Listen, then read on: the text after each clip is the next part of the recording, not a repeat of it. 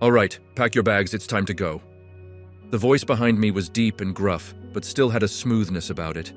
It startled me, as I believed I was currently home alone, apart from the elderly Old English sheepdog curled up across the high room. I knew the voice was coming from directly behind me, maybe only a foot or two away from my ear. I spun around sharply, not entirely sure what to expect once I did. What I found when I had turned around, though, was definitely not what I anticipated. Standing behind me, looking directly at me, was what could only be described as the grim Reaper. His long, black flowing robe hung off his body and drifted around in the air. 2 skeletal feet poked out from underneath the robe, which was swaying in a manner that looked more like it was floating in water. The bright whiteness of his bones directly contrasted the deep black of his cloth wrapping. I saw that he was also holding in one hand his trademark scythe that he was holding with long, bony fingers that wrapped around the scythe handle, like vines desperately clinging to a pole. What struck me, and definitely frightened me, however, was his face. Well, I say face, but what I really mean is that it was his lack of a face that truly disturbed me. Looking directly at me was a hooded skull. No skin or muscle was attached to the skull. Instead, all there was bone. I knew straight away that he was staring at me. He didn't have any eyes, just empty eye sockets, but I knew that he was somehow looking at me. It took me a second to process what I was staring at, and Death himself must have realized that I looked scared because he acknowledged it in his next sentence.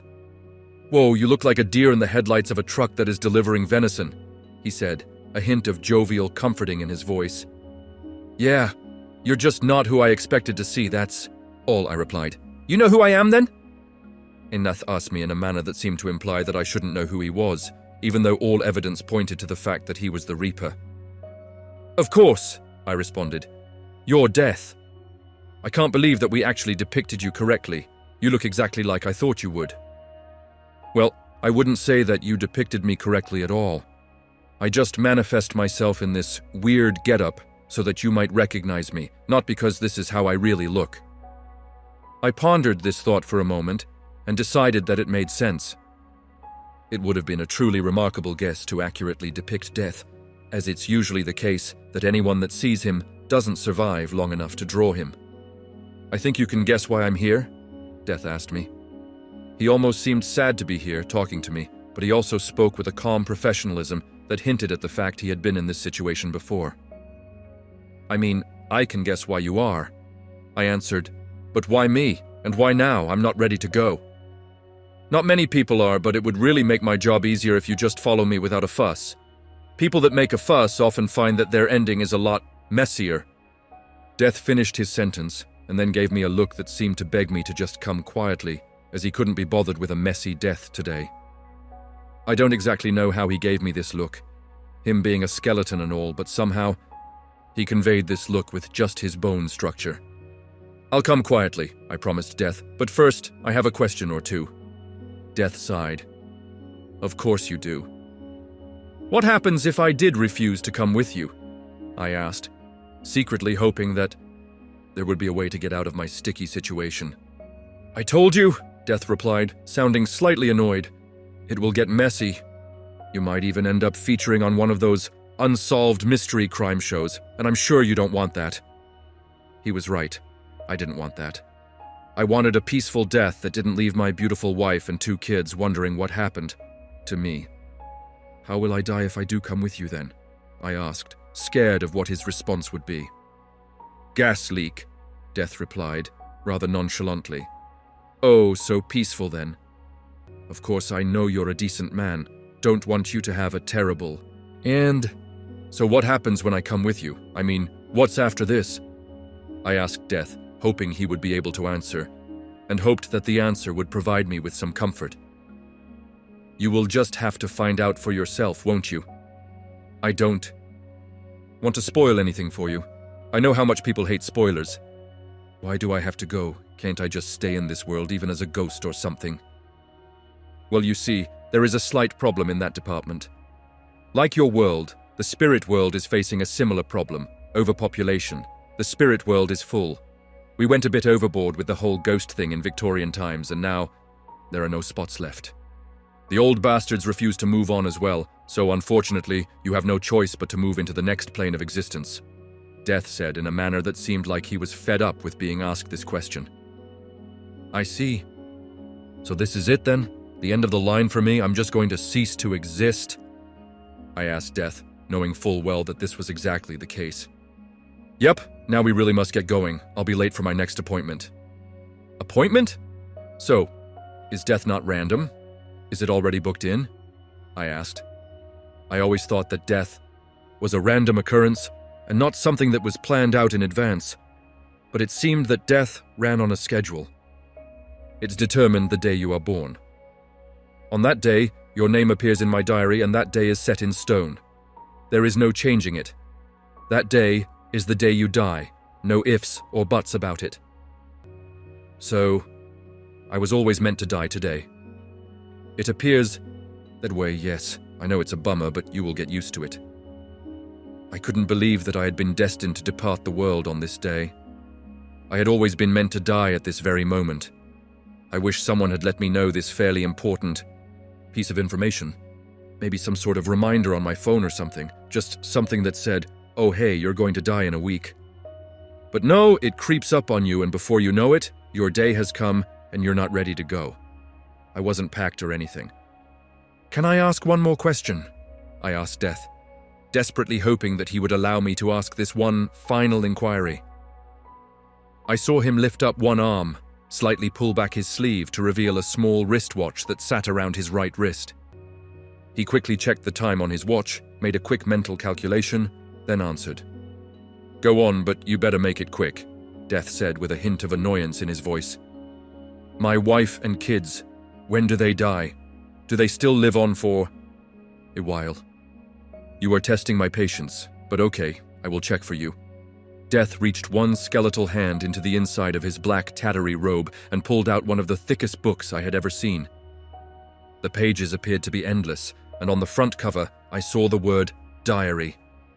Death flicked through the pages, quickly scanning each one before turning to the next one.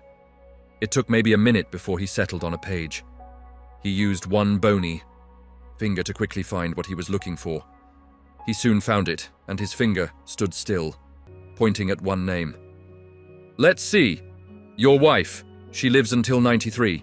It says, here, passes away, surrounded by both kids and her grandchildren. When the word grandchildren exited Death's mouth, I felt an internal struggle between sadness and joy. Sadness presented the case that I wouldn't be alive to ever meet my own grandchildren. Joy rebutted this argument by claiming that I should be pleased I have grandchildren and that my wife would get to enjoy them. In the end, joy won the debate, and I felt a smile come over my face. I'm sorry to be the one that has to do this, but it's time to go now. Death broke the silence that followed after he mentioned my grandchildren. I wasn't ready to go far from it. But I knew that it was time. I just had one thing I wanted to do first. I motioned towards my dog, who had somehow slept through this entire ordeal. Death gave me a slight nod, which I took to mean that I had permission to say goodbye. I walked over to the large ball of fluff that I call my dog. I bent down and gave her a slight pat on her head.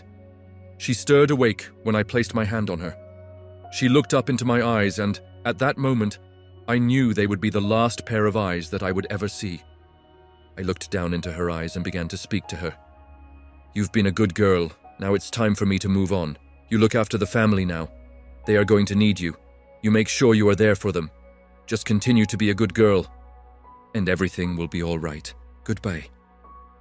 I know she couldn't understand me, her being a dog and all, but it felt good to say goodbye to someone.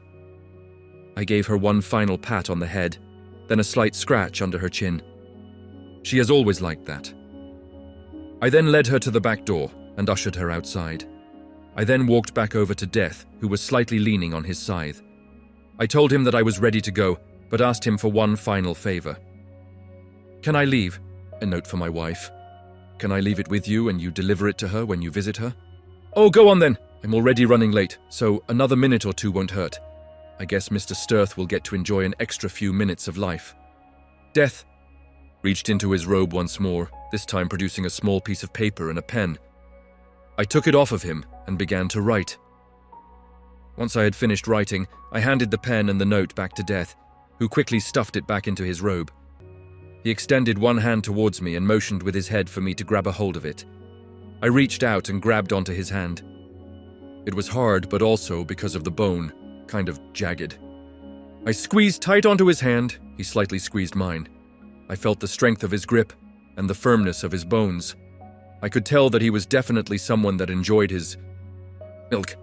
I looked up at Death, who was staring forwards. It was time to go. I wasn't entirely ready to go, but nevertheless, it was still time. In front of me, I saw a small light.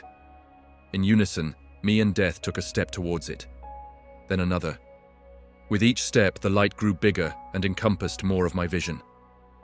Soon, all I could see was this bright light, and all I could do now was continue to walk into it. I didn't want to walk into it, but I felt drawn to it, compelled by it, like a moth who is afraid of light. It scared me, but I had no choice but to go towards it. The last thought that entered my head before stepping through into the light was the letter that I was leaving for my wife. I read the entire letter in my mind before taking the final step. It's been a while. I hope you have had a long and fulfilling life, filled with laughter and joy and beautiful memories. Grandchildren, hey? How amazing is that? I bet they're cute, and I bet they love their grandma. I wish to see you again.